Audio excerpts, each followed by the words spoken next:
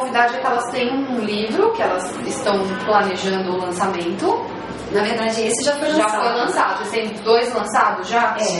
O meu fala do louvor e da minha experiência eu tive muita experiência com ocultismo, voodoo, essas coisas assim. E o louvor que me libertou. Então, eu falo sobre isso nesse livro.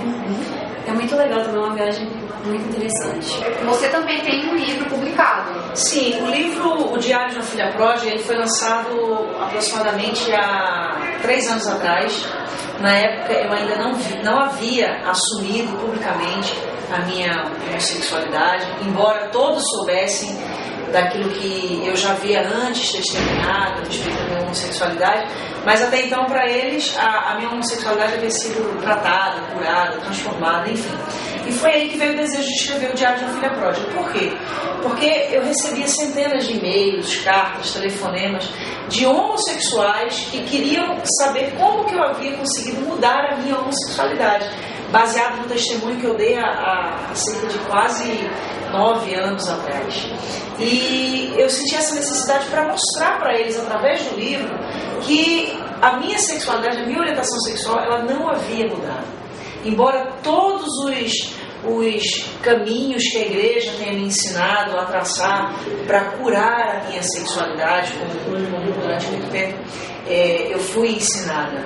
Ou seja, eu deixei claro que eu tentei cura, eu tentei libertação, eu tentei subir no monte, eu tentei jejuando, eu tentei regressão, cura interior, quebra de maldição, tudo que você possa imaginar. Só faltou a campanha dos 70 pastores da Universal, viu?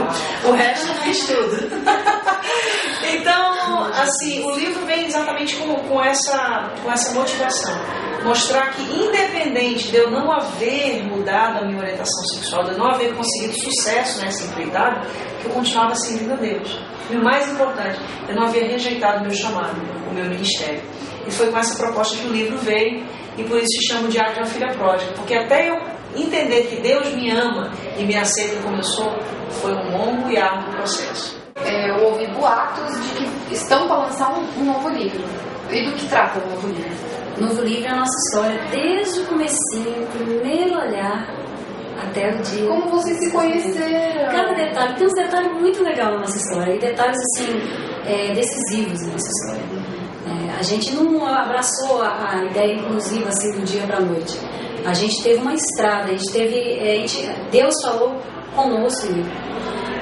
Então é uma história completa de tudo que a gente pensava, do que a gente passava, quando descobriu o que aconteceu. E a proposta que a editora que o João fez foi da gente conseguir miscigenar essa questão da nossa história com todo o crescimento dessa teologia inclusiva. Então, o que é a teologia inclusiva? Porque a maioria do público homoafetivo conhece a teologia inclusiva de nome, mas não sabe literalmente do que ela trata. Qual é a proposta que ela tem? Então, o livro vem com esse desafio mesmo, de, dentro da nossa história, fazer com que as pessoas compreendam a teologia inclusiva e saibam de tudo que nós passamos. Porque, diferente do que muita gente pensa, a gente não ouviu falar da teologia inclusiva e aceitou imediatamente. A gente levou 4 anos.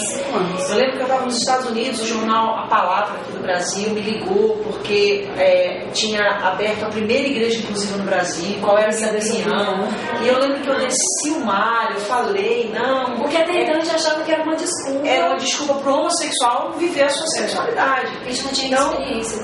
É por isso que eu gosto do fator de que tudo isso que a gente passou não é baseado simplesmente no machismo ou numa decisão que a gente tomou para viver a nossa sexualidade. Não, porque a gente estava vivendo sem igreja inclusiva. A gente tomou essa decisão literalmente por um chamado, uma vocação em Deus e um desafio.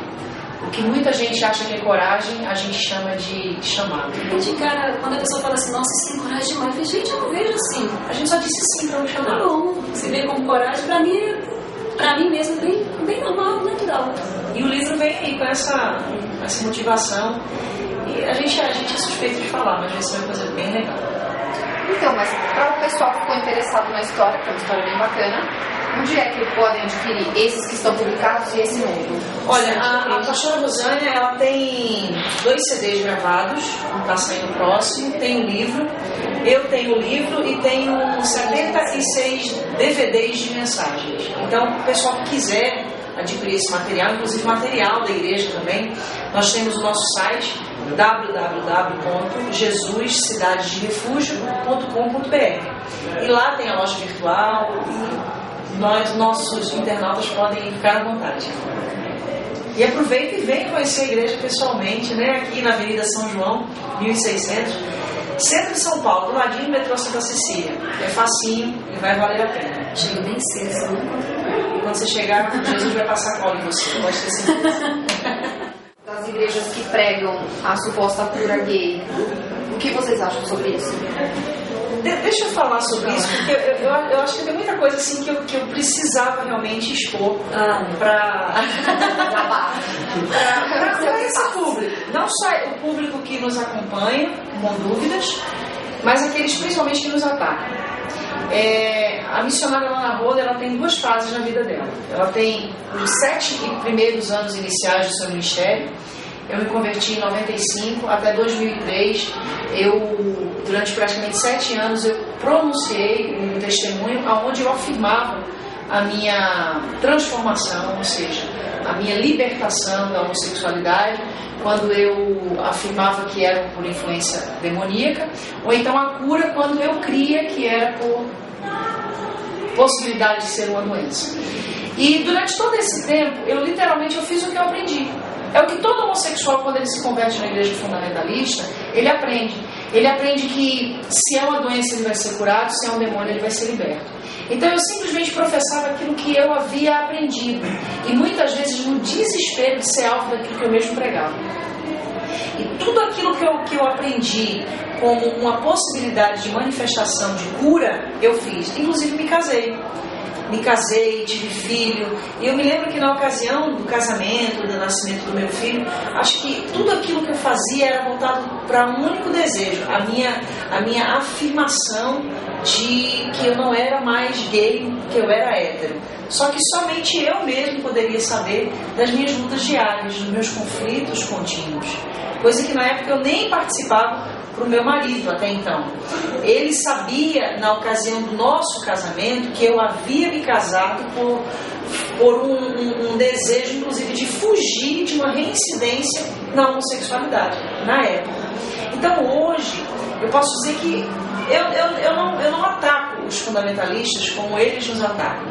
Os pastores que falam contra, que me chamam de porca lavada, que falam que eu sou um apóstata, que eu sou uma satanista, enfim, uma série de pronomes que a gente recebe. Eu compreendo cada um deles porque eu já fui um dia como eles. Eu já fui literalmente condicionada à letra. E a Bíblia diz que a letra mata, mas o Espírito vivifica. Se eu não tivesse tido a experiência que eu tive com Deus, com toda a base bíblica que eu tenho, porque o meu ministério era referência especificamente no fato de eu conhecer o que eu pregava.